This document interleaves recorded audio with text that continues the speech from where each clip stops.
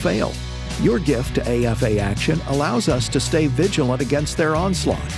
And if you give this month, you'll receive access to the Cultural Institute video When Your Faith is Illegal by Frank Harbor on AFA Stream as our thanks.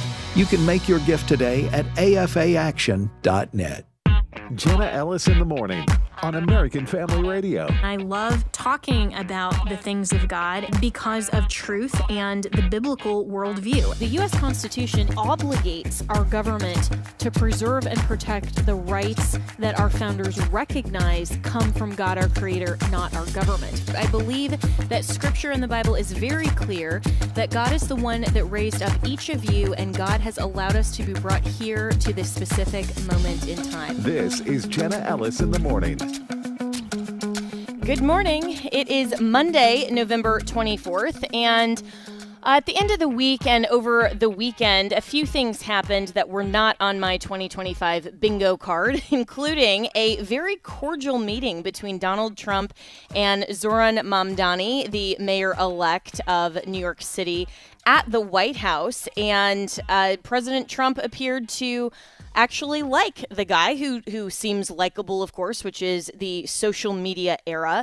And Mamdani, of course, then went on the media circuits almost immediately after, slamming President Trump, going back to his rhetoric. But a lot of people were wondering, why was Trump so nice to Mamdani? Meanwhile, he was very harsh and critical, and again calling Marjorie Taylor Greene, one of his fiercest advocates for years, a traitor, and a lot of that other MAGA rhetoric that he uses to denounce those he feels have turned on him. And so Representative Marjorie Taylor Greene announced her resignation from Congress effective January 3rd. It was interesting. She's not just not running for re-election because Trump indicated that he would primary her, did not want her to get reelected. She's not even finishing out her term, but is resigning. So a lot of questions surrounding that. So what is going on in Washington, all over the country?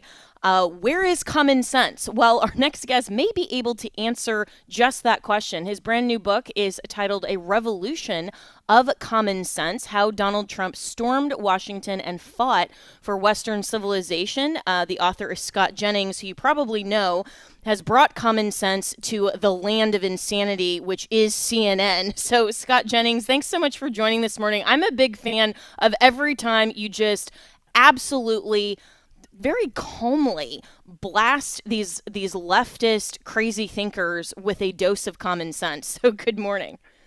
Good morning, Jenna. Thanks for having me on, and it's an honor to be with you, and it's an honor to get on TV every now and again and set the record straight, which often is not hard to do. I mean, some of the things we hear out of the left these days is so off the rails that it's not hard to reframe it for 50, 60, 80% of the American people who look at this and say, what is happening right now on the left? And it's my job to set them straight, and I do my best.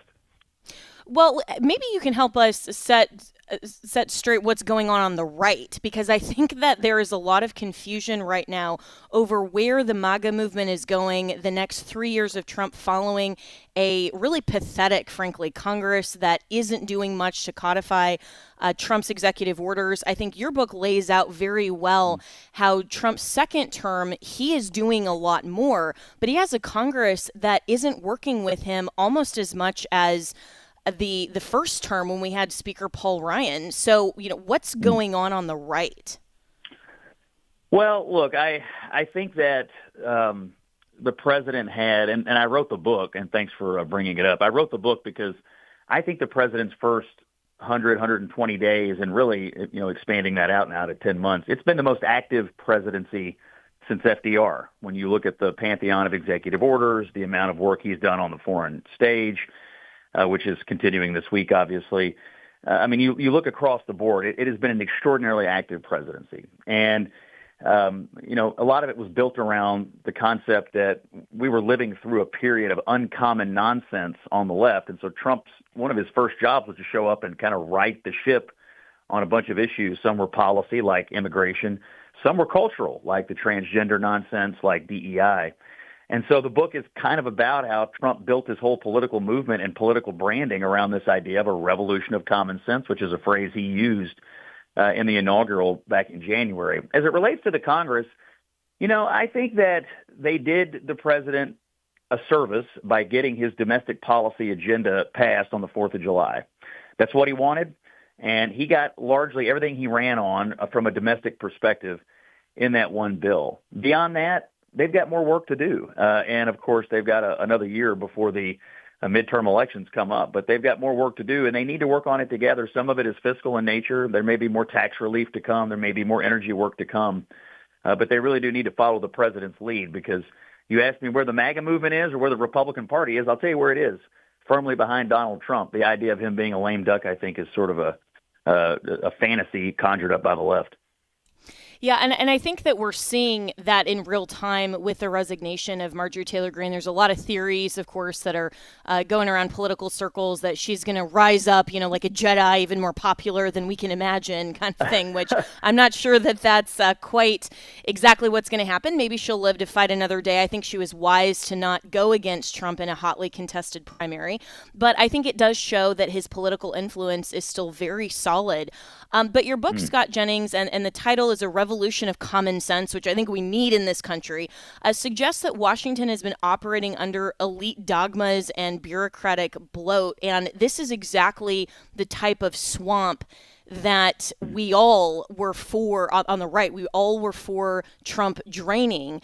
And you discuss figures that Trump has put strategically into his second term, such as Marco Rubio, Elon Musk, Pete Hegseth, et cetera.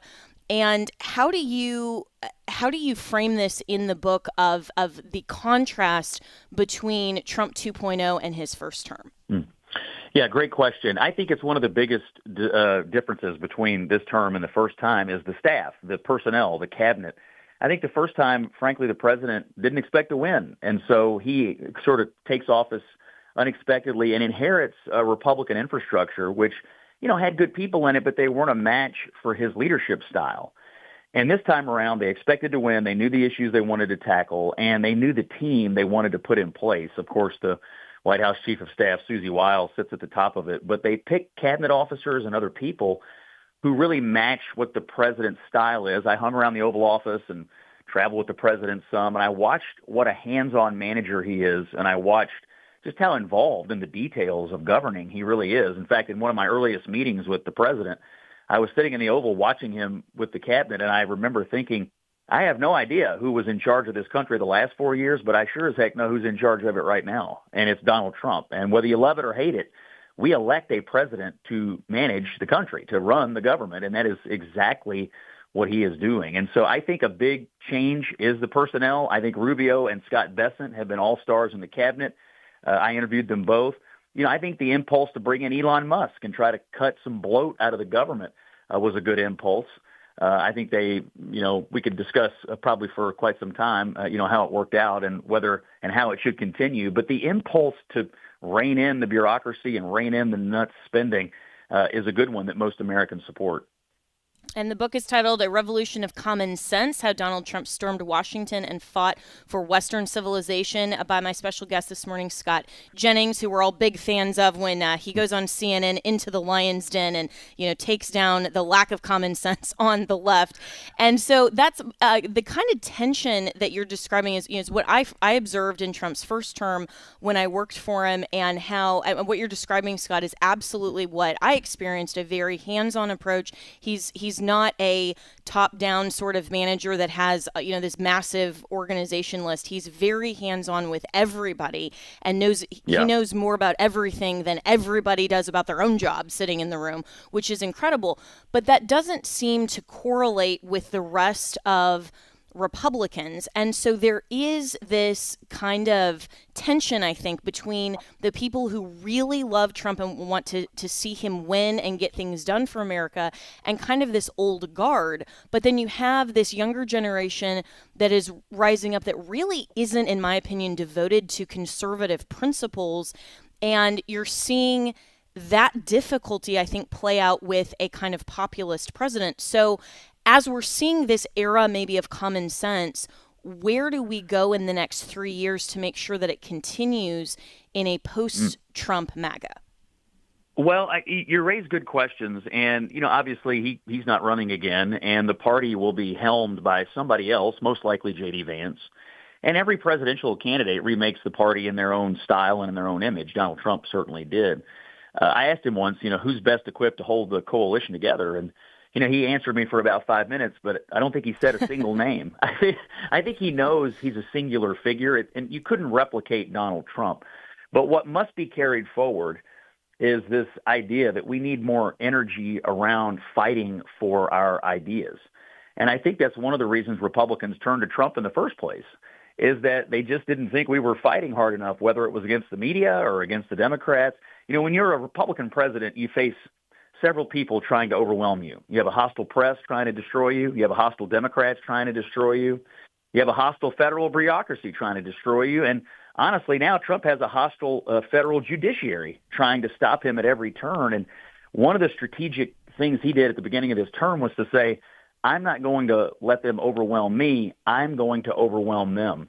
And so at a minimum, Jenna, I think the way forward is to carry the fighting spirit of Donald Trump with us everywhere we go and not allow these entrenched pieces of our, political space overwhelm whoever comes next and, whatever iteration of the Republican Party comes next. At a minimum, we have to remember Donald Trump.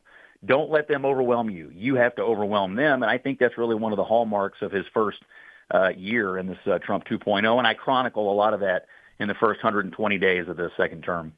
Yeah, which is incredible. And that kind of insider look is, in my view, why everyone needs to read this book. I started it over the weekend, got it first day it was out, and I think it's fantastic. It's called A Revolution of Common Sense by Scott Jennings. And the term fighting for Western civilization, I think, is the overarching big picture of where genuine conservatives, patriotic Americans are very concerned with where our country trajectory is headed. And we've talked about maybe the national divorce. We've talked about the differences in ideology. I mean, looking at a figure like Donald Trump versus Zoran Mamdani, and you're faced with that every day on CNN. And I think one of the biggest questions that my audience would have for you is, do you find that this is just performative on media for the clash?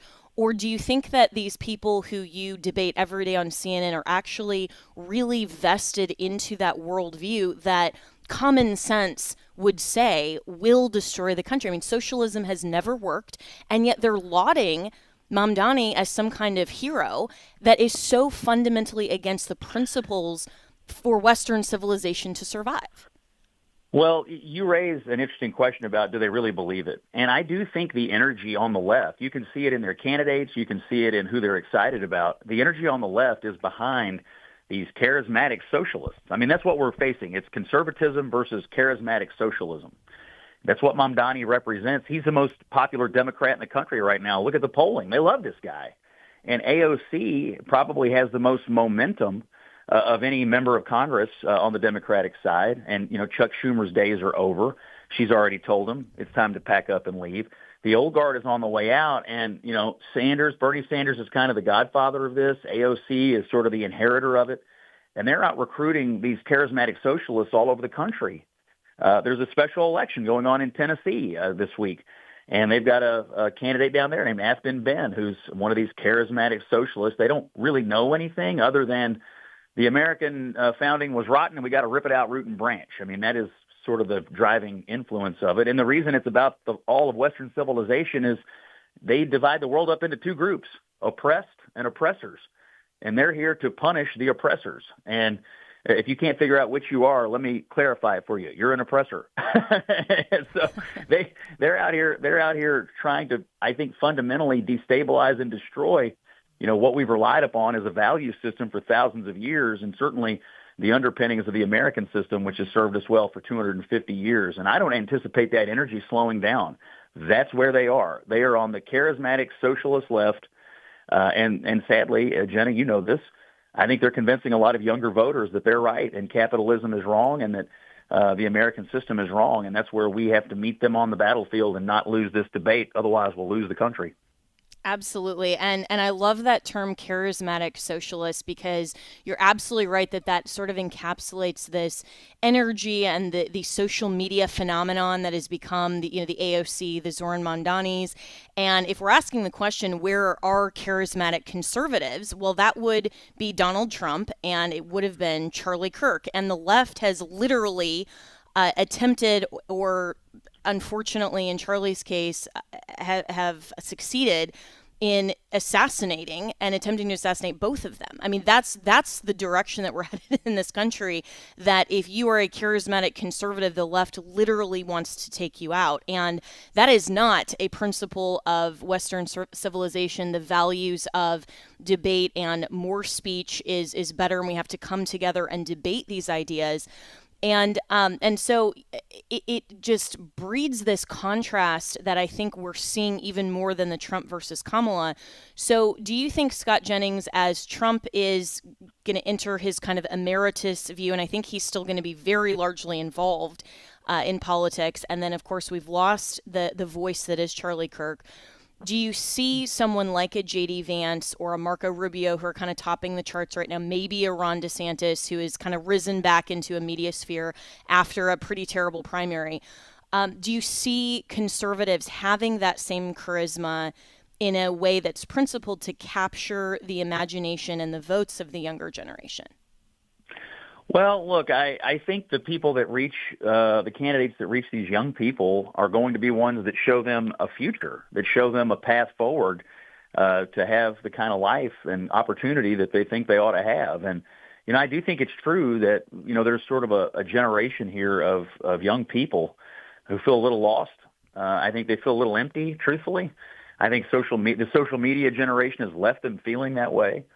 And I think they're also being bombarded with hateful messages from, now that we know, around the world, who are trying to convince them that America has failed and that, something drastically different needs to be done. I mean, I saw a Gallup poll the other day showing that 40% of young women aged 15 to 44 said they wanted to move out of the United States permanently. That's the Gallup poll, saying you have all these people that want to leave the country. Who convinced them that America was so terrible?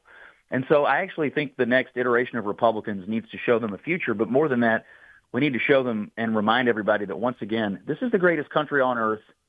It is the best system of government ever devised.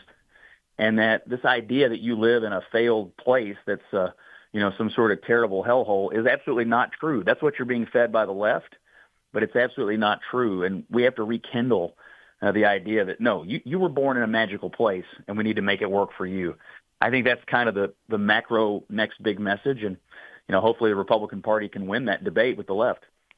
Absolutely. And I'm speaking to Scott Jennings, and his new book is A Revolution of Common Sense. And I think that was part of what made America kind of fall in love with Donald Trump to begin with, was his patriotism and love for this country. And anyone who spent 5 minutes around Donald Trump knows how much he loves America, how much it always made me laugh, how giddy he was of things, like the White House and Air Force One and our military and all of the things that are the hallmark of kind of the American way. And so for you, Scott Jennings, and you have a lot of personal story and kind of vignettes in this book of the insider view and what you're seeing here. For people who have not yet read the book, what is maybe one of your personal favorite stories about being around Donald Trump? Because everybody has one. So what's yours? Well, mine is towards the end of the book, I'm traveling with the president to Michigan on his 100th day in office, and we go and do the rally, and on the way home, we're up in the cabin, and we're discussing some things about I'm going to write in the book. And he looks at me and he says, "Hey, do you want my hat?" And he's got one of his signature red hats. And I mean, he's literally going to give me the hat off his head. And I said, "No, but I know someone who does, my dad." Because my dad, who's a factory worker and a garbage man from Western Kentucky, was the first person to ever tell me that you were going to be the next president. And, of course, I told him, that's crazy and you don't know what you're talking about. But he was wrong. He was right and I was wrong, which isn't the only time that's happened in my life. And the president laughed and he said, "Sounds like a smart guy." he pulled his hat off and he signed it to my dad. And then I went home, and the next day I was able to give that to my dad. And I told him, I said, "The president literally gave me the hat off his head, signed it for you, because I told him that you were sort of prescient about his political rise. And so what I learned about the president, just as on a personal level, he's warm, he's funny, and he's very hospitality-minded. And when I went and delivered the book to the president last Monday in the Oval Office, before it came out on Tuesday, he asked me, he said, "How's your dad doing?" And he had remembered that interaction about me telling him about my dad being the first person to tell me that Trump would win. So that's a little personal story, because I was able to give something to my dad that was really meaningful to him, and it was all because the president was willing to do that. I love it. And, there's so many stories like that with President Trump. I have a few, and listeners know when he met my dad, that was my favorite moment as well. When I got to bring my dad to the White House Christmas party, and the president asked specifically to meet him, and my dad still has in his office, he has the signed photo from President Trump that says, to Dave, a great daughter, and it's a photo of the three of us, and that was just an incredible moment that I'll never forget. And I love that side of him, and you have so many great stories in this book, Scott Jennings. Really appreciate it. Everyone should go out and get this book. And hey, Christmas is coming up, so maybe this can be in lieu of a MAGA hat off of President Trump's head. You may not be able to get that, but you can get this book. It's called A Revolution of Common Sense: How Donald Trump Stormed Washington and Fought for Western Civilization, by Scott Jennings. Follow him on X as well. We'll be right back with more here on Jenna Ellis in the Morning.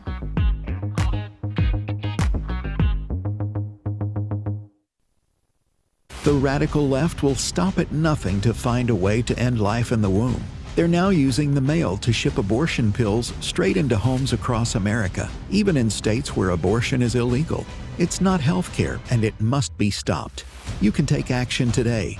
When you support AFA Action, you'll help us hold Big Pharma accountable and defend life. As our thanks, we'll send you the Christian Handbook for Civic Engagement. Visit afaaction.net to give your urgent gift today. I hope you're sitting down for this. George Barna's Cultural Research Center found only 13% of born-again Christians have a biblical worldview.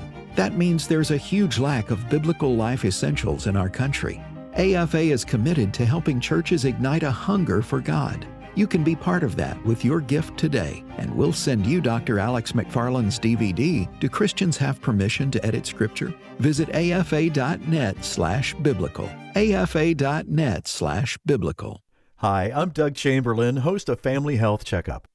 For over 30 years, Samaritan members have come together to share medical costs and lift each other up in prayer. Now, I'm excited to tell you about Redeem Health Share Ministry, Samaritan's next generation of healthcare sharing. Redeem offers affordable, flexible programs that reflect your values and help you manage medical costs with confidence.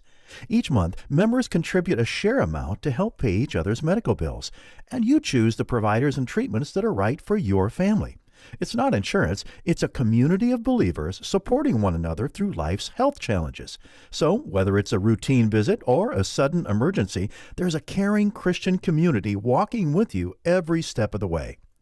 Redeem Health Share. It's more than healthcare. It's hope. It's healing. It's faith in action.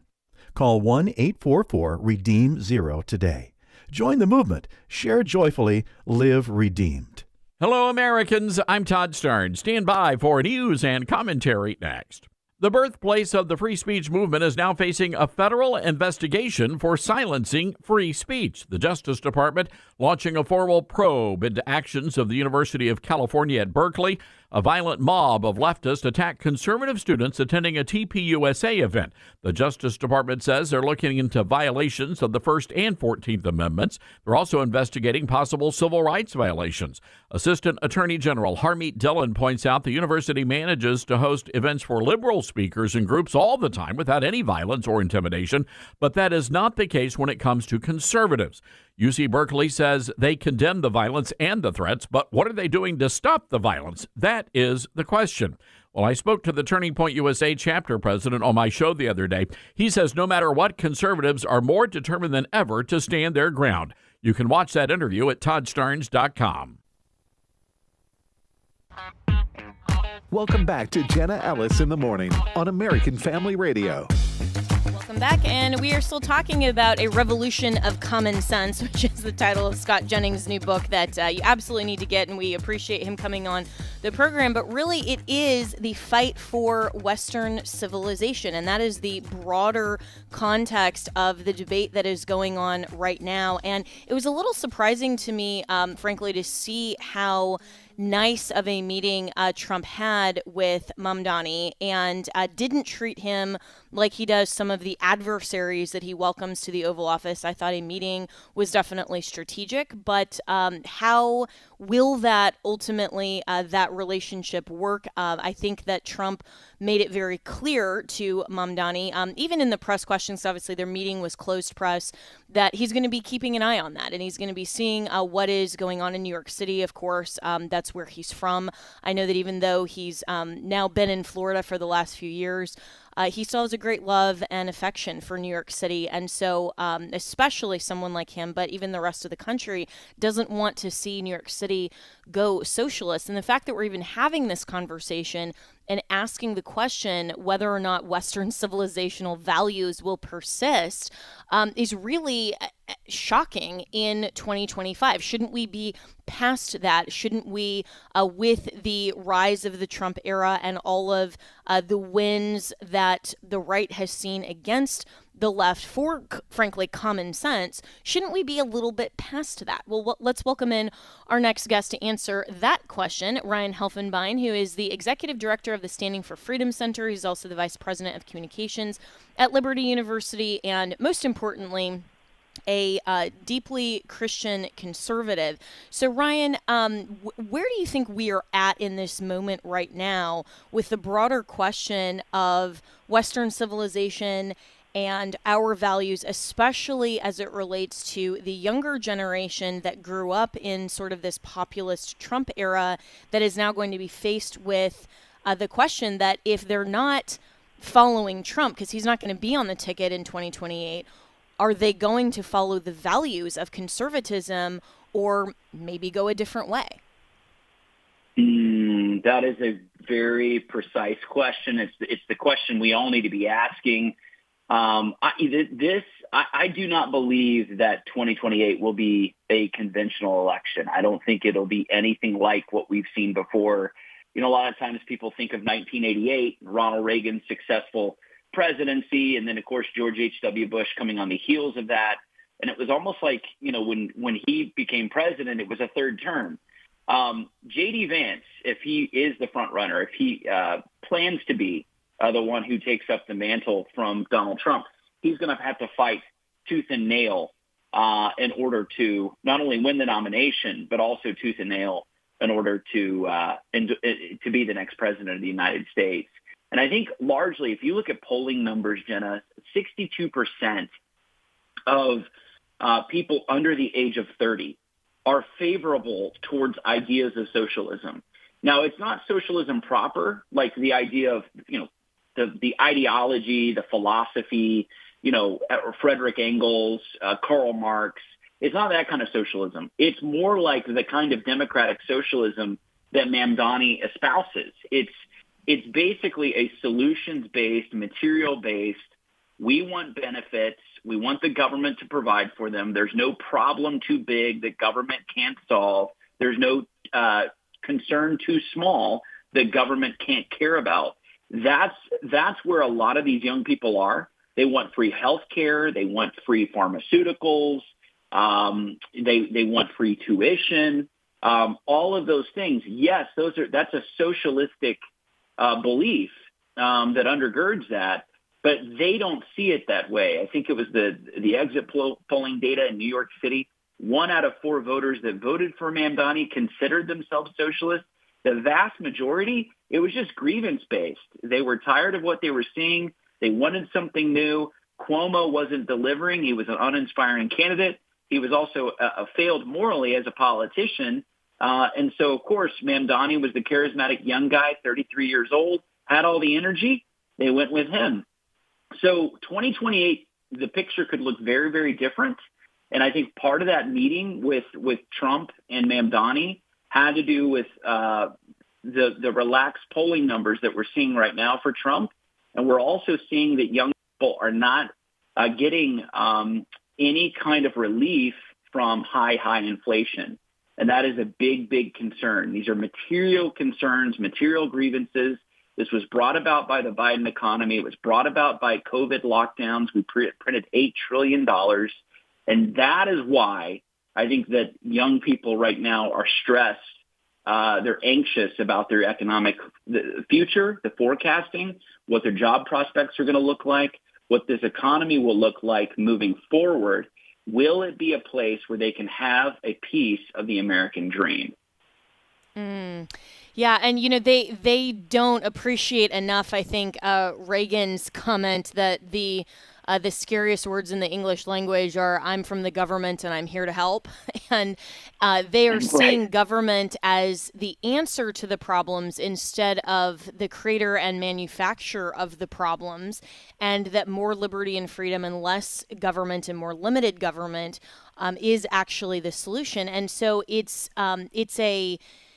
a wrong view, frankly, of the solution to their grievances. And yet when you have these very charismatic socialists that are on the scene who talk a lot, who promise all of these things without suggesting how anybody is going to pay for it, and have this lack of common sense, then it really can move the younger generation to buy into some of these fictions. And so, like you, Ryan Helfenbein, I see 2028 as being the first kind of testing ground for where the conservative movement, if it is one still, or has it really become more populist and conservatives are now kind of in the minority of the overall right, where we're headed. And I think it's then incumbent upon Christians for the next 3 years to bridge that gap and to explain those eternal principles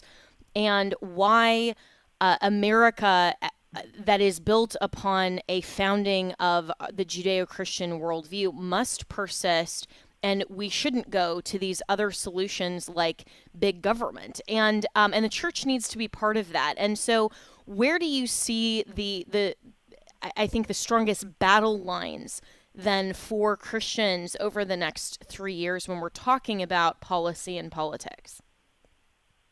I see it as, in part, continuing and finishing the work that Charlie Kirk started. He inspired an entire new generation of Christian culture warriors to go out into the public square and win the hearts and minds of the Gen Z generation. And right on the heels of that, Gen Alpha, just 5 years from being of voting age, Gen Z, Gen Alpha are going to be critical. But you're exactly right that the church, Christian leaders, lay leaders in the church, have their work cut out for them. It has always been the case, going all the way back to 1776 and before, that Christians were minority voices in terms of the clearest voices. Now, we had a majority culture back then that was Christian, but not everyone back then was saved. We had to have faith leaders step up. We had to have voices of clarity, prophetic voices that were calling people to repentance, calling them back to God. If it had not been for the First Great Awakening, people like George Whitefield and Gilbert Tennant and John and Charles Wesley and others, this nation would not have been prepared for revolution.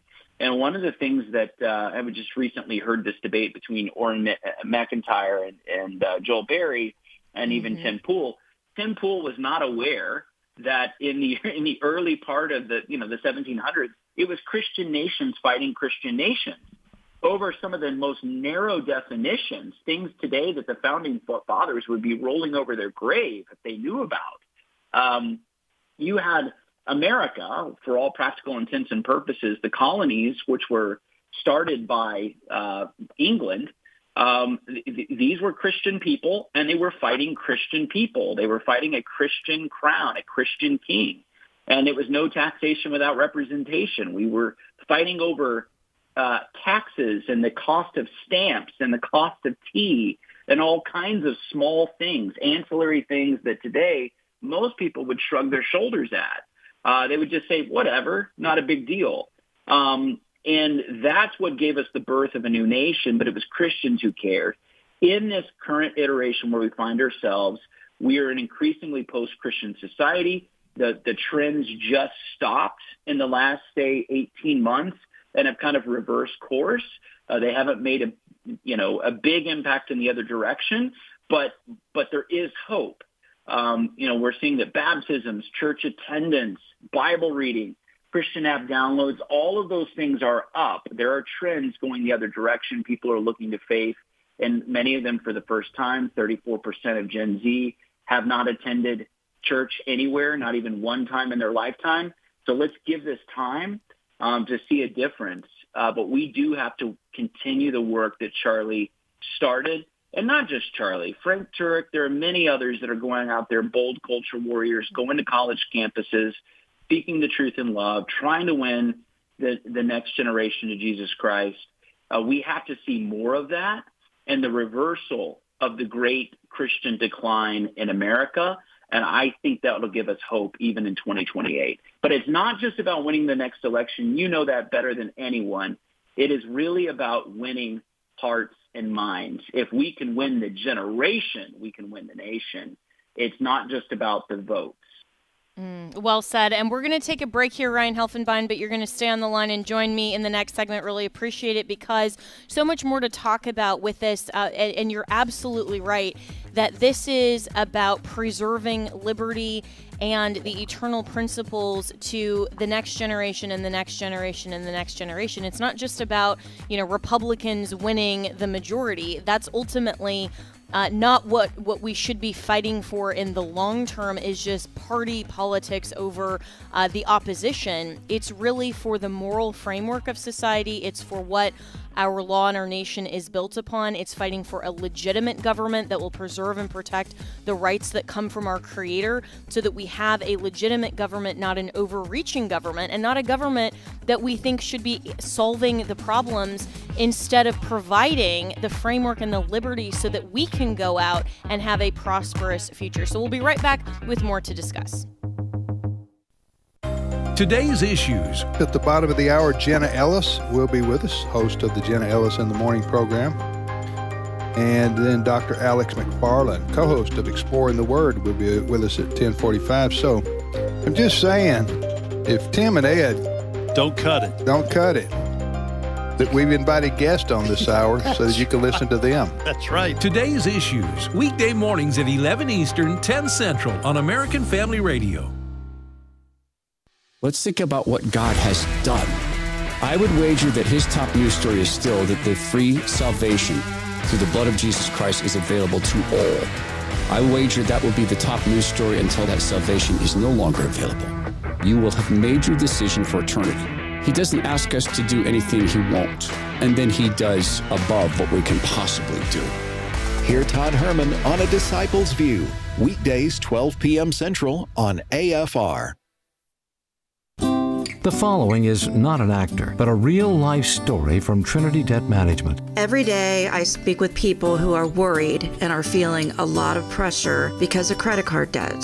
That's why I'm very proud of what we do at Trinity. We just help. We give people the support they need, along with a real plan to become debt-free. Credit card bills are consolidated into a single monthly payment that is much less than what they were paying before. Most of our members end up saving thousands and even may improve their credit scores by as much as 200 points. I know from the bottom of my heart that I'm making a difference in the lives of the people we help. It just makes me really happy. If credit card debt has you down, call Trinity at 1-800-788-1813. My name is Julie, and I'm a Trinity counselor. Call me and become debt-free for keeps. 1-800-788-1813. It all came down to the ultrasound, and I saw this little lima bean looking thing with a halo, which I thought was incredible. A baby wasn't really in the plan for this young mom. Even after seeing a halo on her baby on ultrasound at a preborn network clinic, she was still leaning toward abortion. And I got to hear the heartbeat, and I got chills. In that moment, I just felt God's arms come around me and hug me and tell me that it was going to be okay. But after meeting her baby on ultrasound, she chose life. My choice to become a mom and hear those little footsteps running down the hallway every morning is all because I had an ultrasound.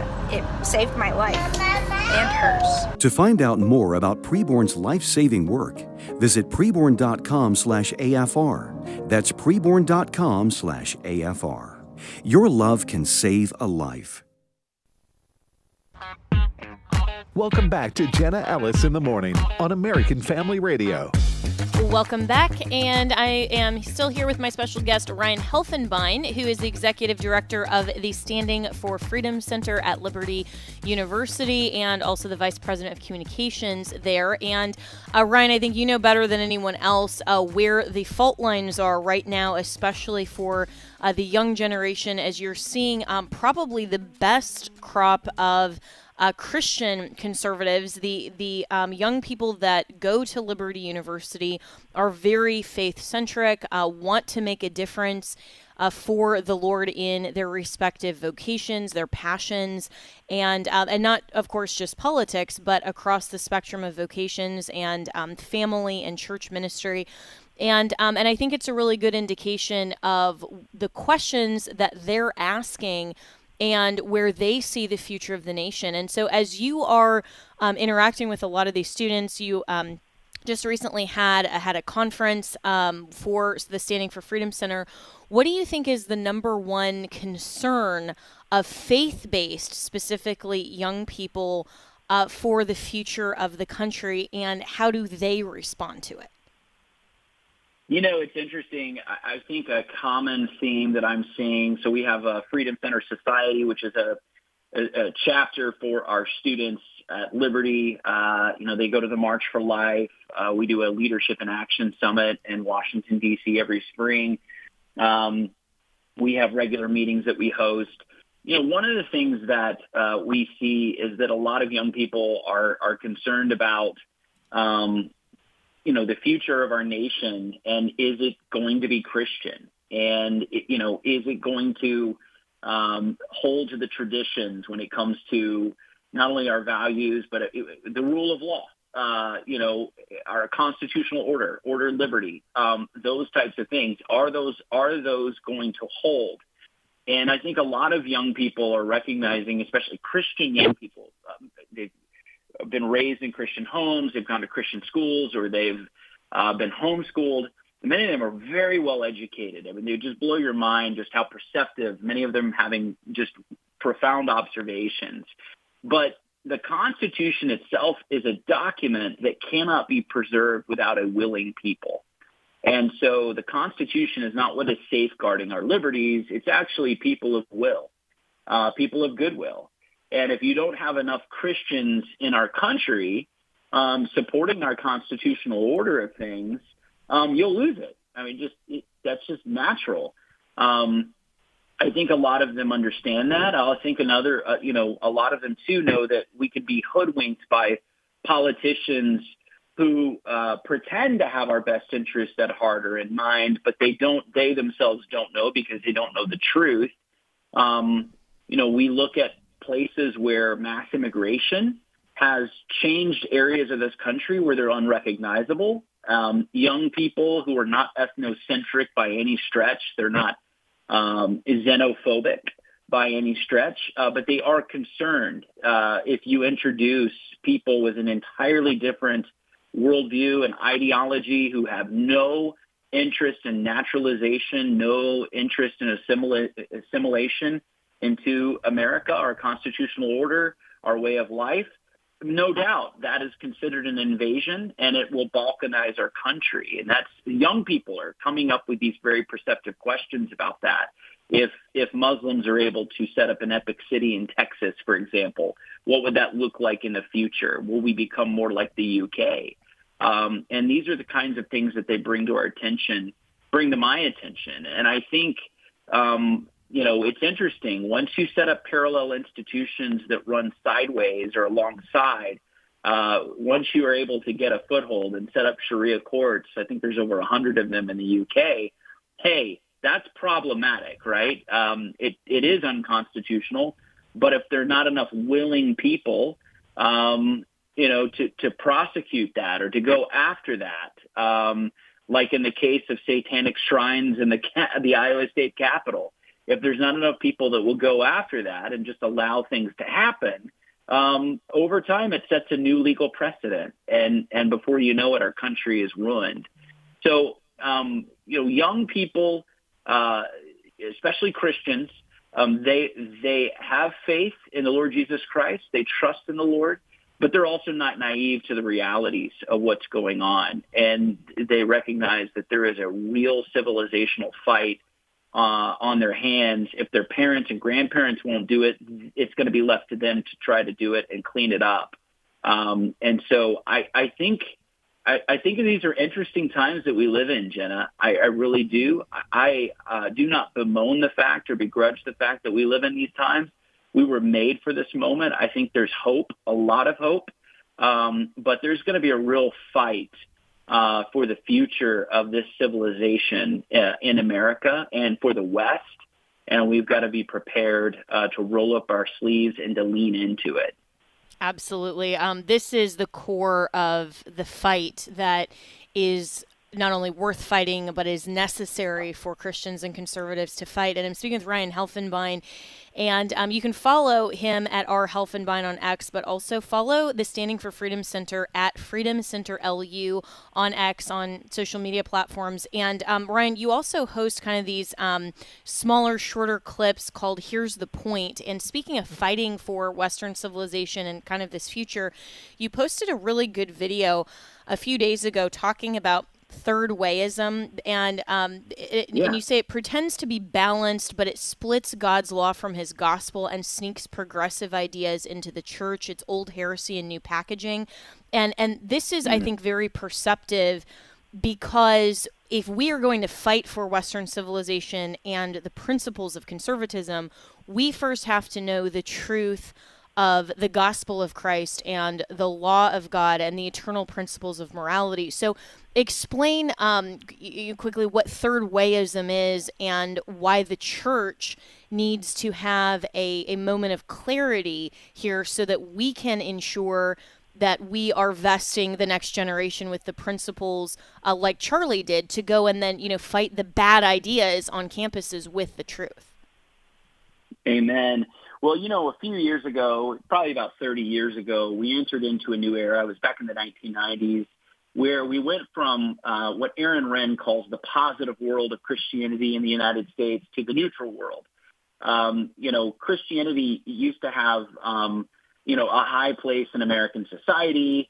If you were a Christian, if you were a member of the clergy, if you were an evangelist like Billy Graham, you were highly esteemed. You were respected in society. But then it fell into kind of the neutral world. I think about the Don't Ask, Don't Tell period of Bill Clinton and the 90s. And so it was one of those things where it didn't have the same cachet in society in the 90s and the early 2000s. And there was kind of in that kind of seeker-friendly era of church evangelism and mission mobilization strategy, even here in the interior of the country, there was a political neutrality that kind of fell upon churches. A lot of these were, maybe younger boomer pastors or Gen X pastors who adopted this posture of, we just don't really talk about politics. We could have Democrats and Republicans in our church. We don't really want to debate these ideas. We just want to preach the gospel. And that's sensible. That's reasonable enough. That makes sense, being neither right nor left in that kind of paradigm when things are not egregiously all that different. Here's the problem, though. Since really about 2008, 2010, or even 2013, Obergefell, or even you think of Bostock and that decision in 2017, we have changed a lot as a nation.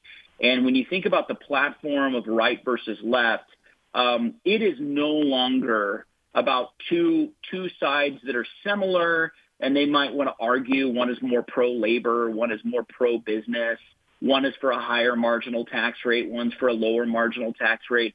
Both of them believe in God, family, American freedom, and we're about the same with a few minor differences. That's the 1960s. That's JFK versus Richard Milhous Nixon. That is not the same paradigm we're living in today.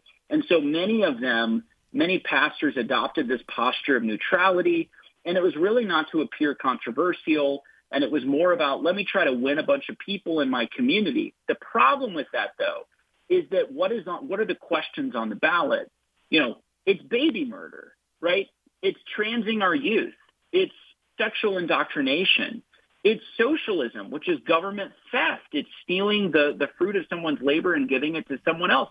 It's open borders and mass immigration. It's high crime, third world crime rates in these cities where they refuse to prosecute people to the full extent of the law. It's cashless bail. It's Irina Zarutska getting stabbed in the throat because of blue policies in blue cities that do not punish crime any longer. And so people run all over the streets. So pastors who refuse to address those issues because they just want to preach the gospel, they actually sever something that is critical to preaching the gospel of Jesus Christ, and that is God's moral law. God's moral law always applies.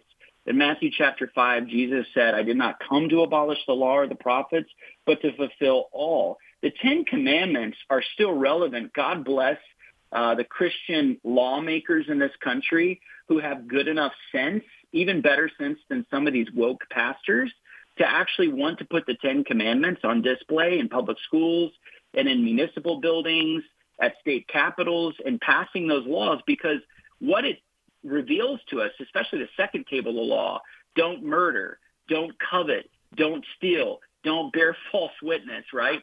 Honor your father and mother, right? It'll go along with you in the land. All of those issues are moral issues.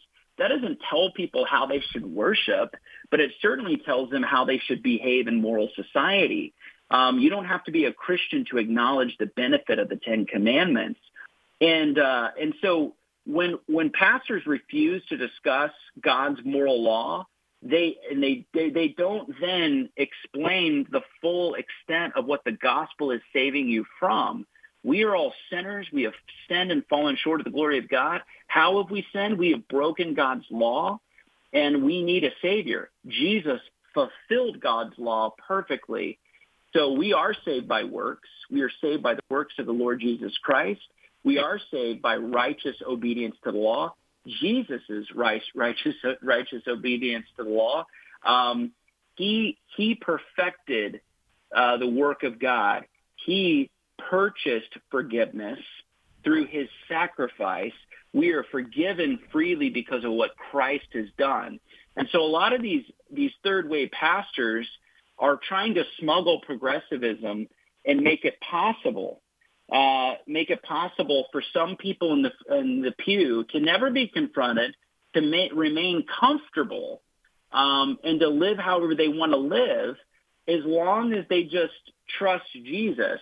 But what they fail to understand is this is cheap grace. This is the kind of thing that Dietrich Bonhoeffer and others warned us against, is the kind of grace that comes without sacrifice. They don't know how costly it truly is. And I blame a lot of these third-way pastors for their cowardice. They do not want to confront because they're ultimately afraid of losing noses and nickels in the pews in these soft blue urban areas where they have their church set up. And we're seeing it, and we're seeing the effects of it. Progressivism and the social justice movement was largely propagated in these mega metro churches just a few short years ago. And so it's been unmasked, and we're seeing it. We're seeing the impact of it. And there are many unconverted people, sadly, in the pew today. And then you juxtapose that, Jenna, with people like Charlie Kirk that went out into the dangerous places, the man in the arena, and actually spoke the truth in love, got to the gospel of Jesus Christ quicker because he was willing to confront the social issues, the cultural issues, the political issues that were deemed too offensive for the weak-kneed, third-wave pastors to address from their own pulpit. And always bring it back to Christ. And absolutely, Ryan Helfenbein, so well said. And we need to be talking about this more because, as Andrew Breitbart famously said, politics is downstream from culture. Well, politics really should be downstream from the church. And the church should be driving how people think about these issues in light of the truth of the gospel of Christ. So thanks so much. We're already out of time, but thanks to Ryan Helfenbein. And you can always reach me and my team, Jenna at afr.net. The views and opinions expressed in this broadcast may not necessarily reflect those of the American Family Association or American Family Radio. Faith, family, freedom. American Family Radio. They will thrust a cell phone in your face if you ask